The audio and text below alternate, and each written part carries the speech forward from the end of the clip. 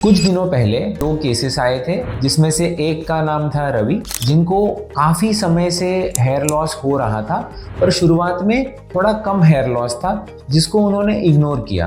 पर 5-6 महीने होने के बाद 24 की एज पे उनका हेयर लॉस बहुत ज़्यादा बढ़ गया। फिर ऐसे समय में उन्होंने एक ऑनलाइन ऐप, जो कि काफ़ी फेमस है और वो क्लेम भी करते हैं कि वो 100% हेयर रीग्रो करते हैं, उस जगह से उन्होंने एक हेयर ग्रोथ का पैकेज बुक किया, जिसमें उन्हें एक लोशन अप्लाई करने के लिए दिया गया, जिसमें मिनॉक्सिडिल था, जो उन्होंने रेगुलरली 1 से 1.5 साल तक यूज़ किया। जब तक वो यूज़ कर रहे थे, उनका हेयर लॉस भी कम हो गया था और उन्हें ठीक भी लग रहा था। लेकिन फिर जब उन्होंने मिनॉक्सिडिल लोशन यूज़ करना बंद किया, तो उनका हेयर लॉस और बढ़ गया और पहले से भी ज़्यादा बाल जाने लगे।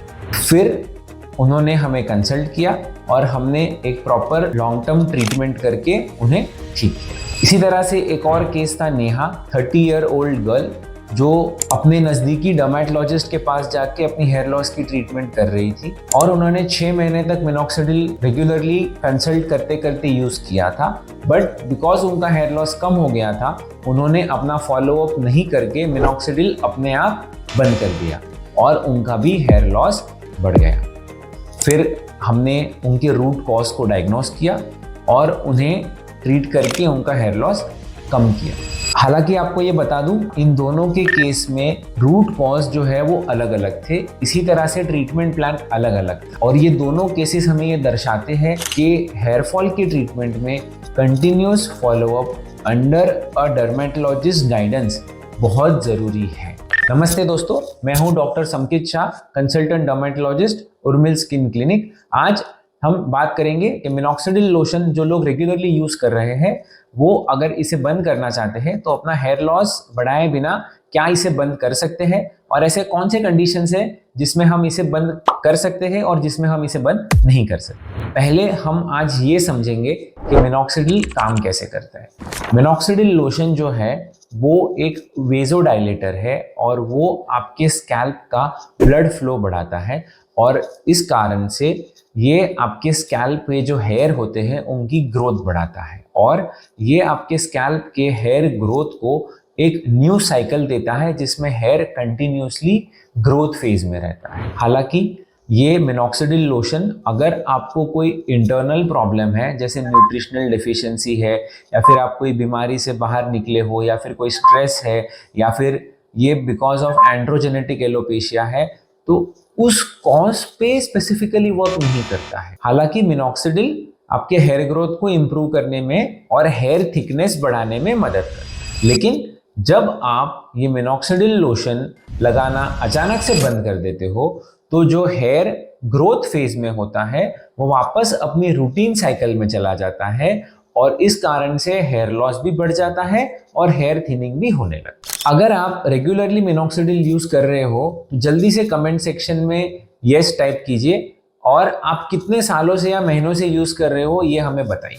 तो दोस्तों, अब ये समझते हैं कि मिनॉक्सिडिल बंद करने के बाद हेयर लॉस क्यों होता है। जब आप मिनॉक्सिडिल लोशन यूज कर रहे होते हो तो आपका हेयर ग्रोथ जो है, या आपके जो हेयर्स है, ये एक ग्रोथ फेज में होते हैं कॉन्स्टेंटली, और मिनॉक्सिडिल आपके हेयर ग्रोथ को स्टिमुलेट कर रहा होता है। लेकिन जब आप इसे लगाना बंद करते हो तो आपके हेयर्स वापस अपने नेचुरल ग्रोथ साइकिल में चले जाते हैं, और जो इसका स्टिमुलेशन होता है कंटिन्यूस ग्रोथ का, वो बंद हो जाता है। तो क्या होता है?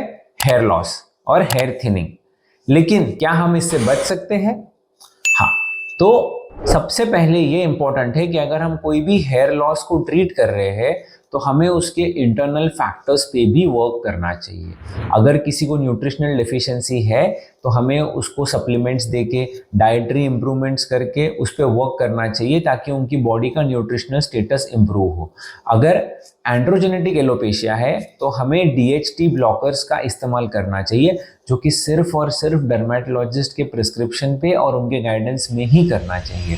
और जब ये एंड्रोजन रिसेप्टर्स आपके ब्लॉक होंगे तो आपका हेयर लॉस और हेयर थिनिंग और जो एक्चुअल प्रोसेस अंदर चल रहा है वो कंट्रोल में आएगा। जब हम इंटरनल प्रॉब्लम्स को सॉल्व करेंगे तो चांसेस है कि हम मिनॉक्सिडिल का यूज कम कर सकते हैं या बंद भी कर सकते हैं। तो दोस्तों अब सवाल ये आता है कि मैं काफ़ी टाइम से मिनॉक्सिडिल यूज़ कर रहा हूँ, अब अगर मुझे बंद करना है तो मैं इसे कैसे करूँ।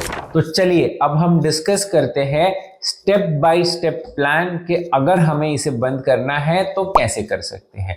तो सबसे पहले अगर आप मिनॉक्सिडिल दिन में 2 बार लगा रहे हैं तो अगले 2 से 3 महीने के लिए आप मिनॉक्सिडिल लोशन सिर्फ 1 बार लगाइए। अगर इस दौरान आपको हेयर लॉस नहीं होता है या फिर आपकी हेयर क्वालिटी खराब हो रही है ऐसा महसूस नहीं होता है, तब हम जाएंगे नेक्स्ट स्टेप पे। नेक्स्ट स्टेप में हम क्या करेंगे कि जो लोशन हम डेली लगा रहे थे उसे हम अल्टरनेट डे यानी एक दिन छोड़ के एक दिन लगाएंगे। ये साइकिल हम अगले 2 से 3 महीने यानी नेक्स्ट 60 to 90 डेज तक कंटिन्यू करेंगे। अगर इस दौरान भी हमें हेयर लॉस नहीं होता है या हेयर थिनिंग नहीं नजर आता है तो हम इसे रिड्यूस करेंगे हफ्ते में 2 बार, यानी समझ लो मंडे एंड थर्सडे या ट्यूसडे और फ्राइडे, कोई भी हफ्ते के सिर्फ 2 दिन ही इस लोशन को लगाएंगे। और इस स्टेप को भी हम 2 से 3 महीना यानी 60 to 90 डेज तक कंटिन्यू करेंगे। तो इस 6 से 9 महीने के ट्रांजिशंस के बाद अगर आपको हेयर लॉस नहीं हो रहा है,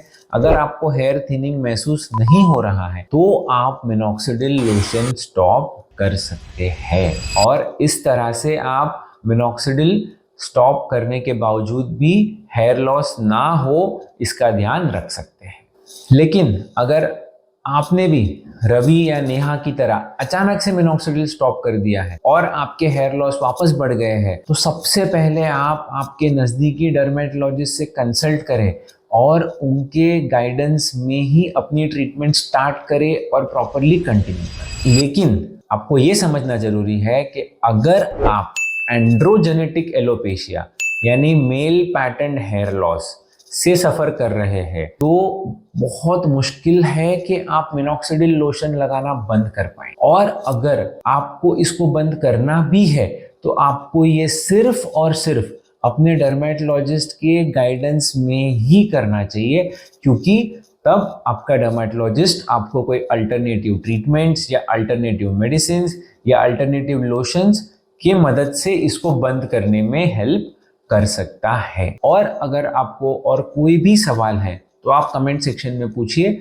मैं पर्सनली आपके कमेंट्स का जितना जल्दी हो सके उतनी जल्दी रिप्लाई दूंगा।